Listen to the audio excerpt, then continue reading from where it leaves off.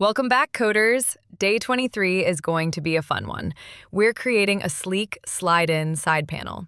Today, we're building something really cool, a beautiful panel that smoothly appears from the edge of the screen. It's perfect for quick settings, theme controls, or even a hidden menu that keeps your design clean and minimal. The best part? We'll do it all using only HTML and CSS. No JavaScript needed. So let's dive right in and start building our sleek and interactive side panel. Let's start with the HTML structure. First, I'll add an input of type checkbox. This will act as the switch that opens and closes our side panel. Next, we'll add a label connected to that checkbox. This will be our Open Panel button. Now let's create the panel itself. We'll wrap everything inside an aside tag. That's perfect for content that sits alongside the main page, like menus or settings. I'll give it a class called Side Panel, which we'll use later to style and animate it. And to make it more accessible, we'll also include role equals dialog and aria modal equals true. Next, we'll start adding some quick setting options inside our panel. The first one is a simple dark mode toggle.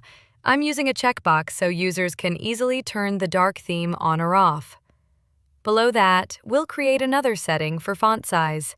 This one uses a select dropdown, giving the user a few size options to choose from: small, medium, or large. These kinds of controls make your panel feel more interactive and customizable. Now let's add a few more setting options to make our panel feel complete. First, we'll include an accent color picker, which lets users choose their favorite highlight color. Next is an animations toggle, perfect for turning motion effects on or off. And finally, a notifications switch. This one represents alerts or updates within your site. These details make your settings panel look more dynamic and realistic. Finally, let's add a quick links section at the bottom of our panel. This is perfect for giving users instant access to important pages like Home, Profile, Settings, and Contact. You can customize these links based on your website's needs, and they help make the panel feel more interactive and complete. Even with just HTML and CSS, adding a section like this gives a professional touch to your design.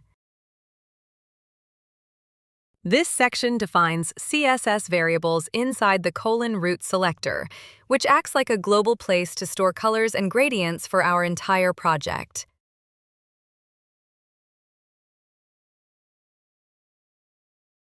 Next, we style the body with zero margin to remove default spacing. We're using the Poppins font for a clean, modern look, and adding a smooth vertical gradient from deep navy to dark blue. The white text creates contrast, and a bit of padding gives the layout room to breathe. The panel toggle checkbox is hidden. It's just used to open or close the panel.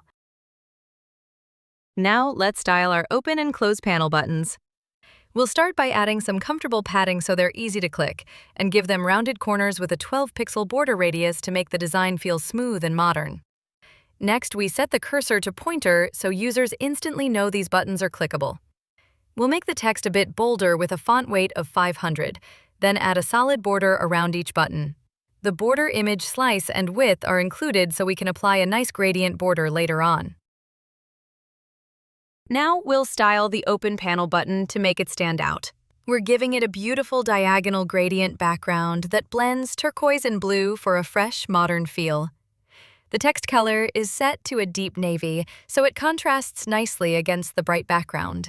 And finally, we use our accent gradient as the border image source, which gives the button a subtle glowing edge that ties in perfectly with the overall theme. On hover, the gradient shifts and the button slightly scales up for a dynamic effect. Now let's move on to styling our side panel, the main section that slides in from the right. We'll start by setting its position to fixed, so it stays in place as users scroll the page. The panel is initially placed off-screen by setting right to -90%, and when activated, it will slide smoothly into view. We align it to the very top, make it full height, and give it a width of 380 pixels, but with a max width of 90%, so it still looks great on smaller screens. Inside, we'll add 28 pixels of padding to keep the content nicely spaced and readable. The overflowy property is set to auto, allowing scrolling when the content becomes longer than the panel itself. For the background, we're using a vertical gradient that fades from a deep navy to a slightly lighter shade. Here, we're making the side panel slide into view when the checkbox is checked. By setting the right position to 0, the panel smoothly moves from off-screen to fully visible, creating that clean slide-in animation, all without using any JavaScript. Now let's style the text inside our side panel. We'll give the heading a bright accent color and increase its font size to make it stand out at the top. For the paragraph, we're using a soft gray color and adding a bit more line spacing to keep the text clean and easy to read. Next, we'll style each setting item to keep everything neatly aligned. We're adding some vertical spacing with margin and using Flexbox to position the labels and inputs side by side. A subtle bottom border helps separate each option, and the little padding gives the layout room to breathe. Now let's style the inputs inside our setting items. We're giving them a dark bluish background to match the panel theme and removing any default borders for a cleaner look. A 6-pixel border radius keeps the edges smooth, while white text ensures everything is easy to read. Finally, a bit of padding adds breathing room, and setting the cursor to pointer makes them feel interactive. Now let's style the quick link section inside our panel. We'll remove the default list style along with any padding or margins to keep everything clean and aligned. Each list item gets a little vertical spacing for separation, and the links themselves use our accent color with no underlines.